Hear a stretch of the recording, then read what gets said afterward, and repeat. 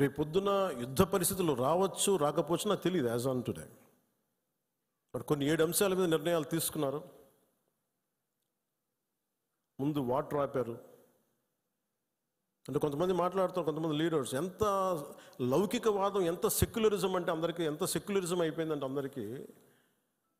నేను అనేది మన కంట్రీ స్లోగనే సత్యమేవ జయతే. Unlike America, in God we trust అంట. 3 కోట్ల దేవతలు ఉన్న దేశాలలో మన సత్యాన్ని నమ్ముతాం, కానీ మన అమెరికాలాగా ఇన్ గాడ్ వి ట్రస్ట్ ఒక దేవుడిని పెట్టలేదు మన దేశంలో. We are beyond religion, we are beyond God. Truth is eternal.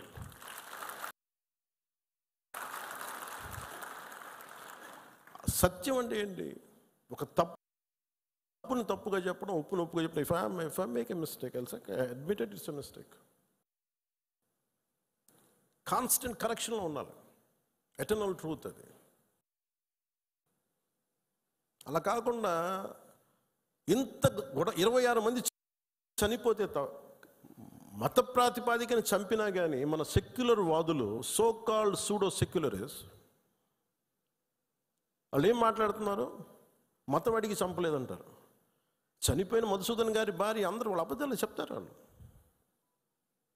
పాకిస్తాన్ని ప్రేమిస్తూ అంటారు. వీళ్ళందరూ ఇక్కడ భారతదేశంలో కూర్చొని మీరు పాకిస్తాన్ని ప్రేమిస్తుంటారు. మొన్న కొంతమంది నాయకులు డిబేట్లో మాట్లాడుతుంటే చూస్తున్నాను.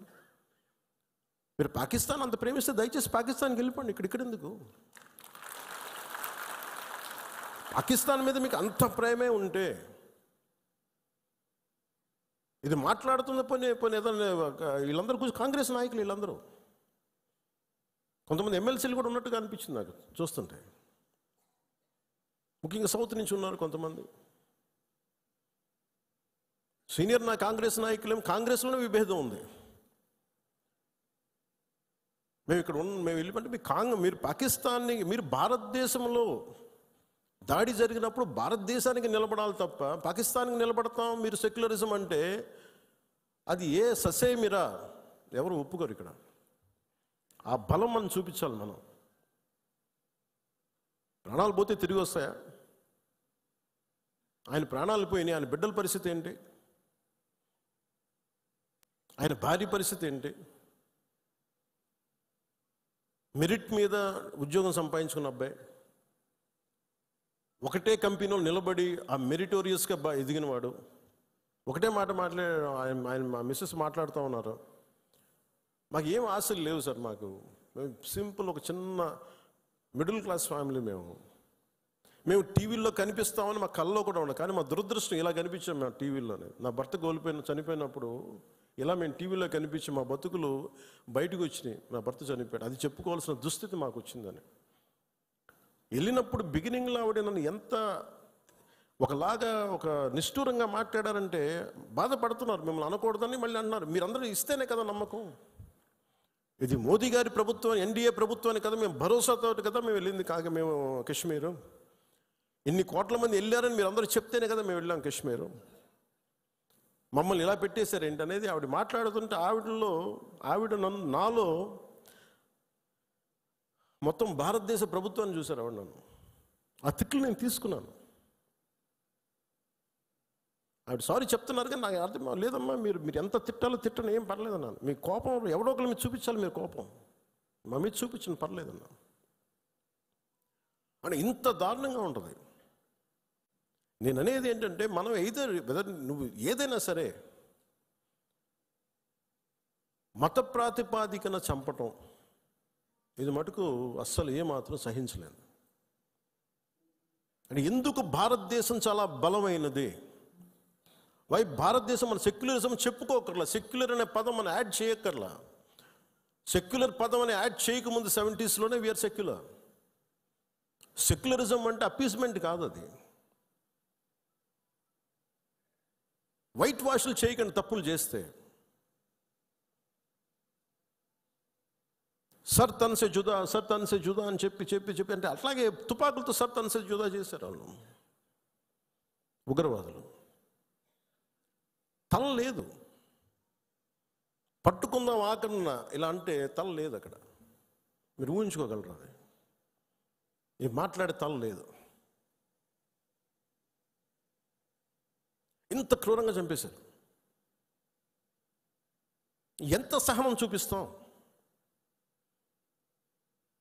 తప్పు జరిగినప్పుడు తప్పని చెప్తాం. పాకిస్తాన్కి మనకి ఏంటి తేడా? జిన్నా విడిపోయినప్పుడు మేము పాకిస్తాన్లో అందరినీ సమానంగా ఆదరిస్తామని చెప్పారు. హిందువులు ఎల్లక్కర్లేదు, ఆదరిస్తామని చెప్పారు.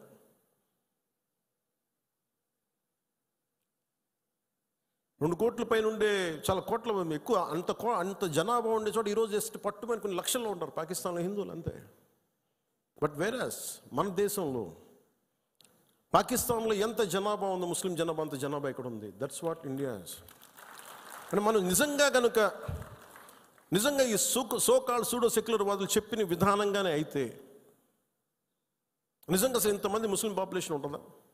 ఇంత వివక్ష చూపించే దేశం అయితే, హిందువులే నిజంగా వివక్ష చూపించే దేశమే అయితే ఇన్ని లక్షల మంది ఉండగలరా? అసలు ఇన్ని కోట్లాది మంది జనం ఉండగలరా?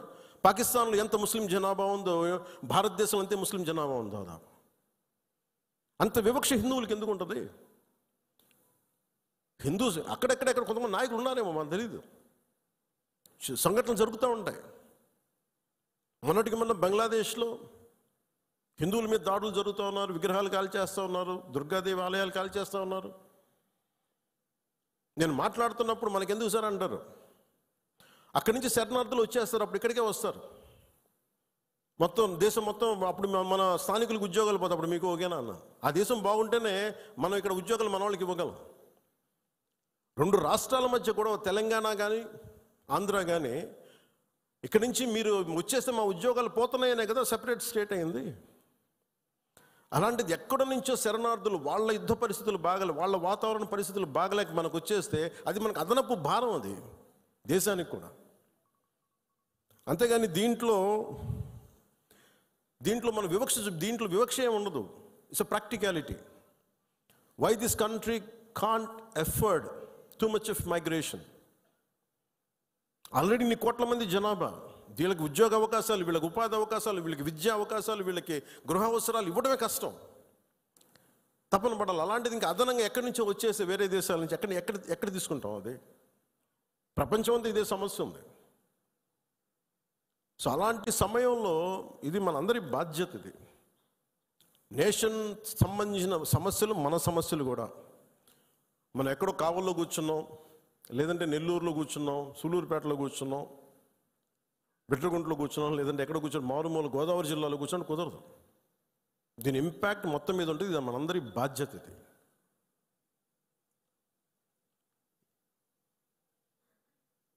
ఈ రోజున మనకి ఒక వాస్తవాన్ని వాస్తవంగా మాట్లాడటం తెలుసుకుందాం.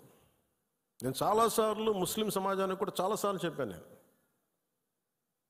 ఎందుకు ఇంత మాట్లాడాల్సి వస్తుంది, ముస్లిం, క్రిస్టియన్, హిందువుని ఎందుకు మాట్లాడాల్సి వస్తుందంటే, హిందువులకు ఉన్నది ఒకటే దేశం,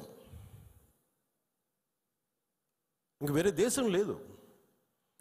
ఇక్కడ కూడా హిందువులను టార్గెట్ చేసి చంపితే ఎక్కడికి పారిపోతారు? అంటే నీకు చంపింది 26 మందిని, కానీ దాని ఇంపాక్ట్ కోట్లాది మంది జనాభా, ఆశేష్ మొత్తం భారతదేశం మొత్తం మీద ఉంది. వెళ్ళి మీ ప్రధానమంత్రికి చెప్పుకో, మీ మోడీకి చెప్పుకో. అది మోదీ గారికి చెప్పడం కాదు, అది చంపేసి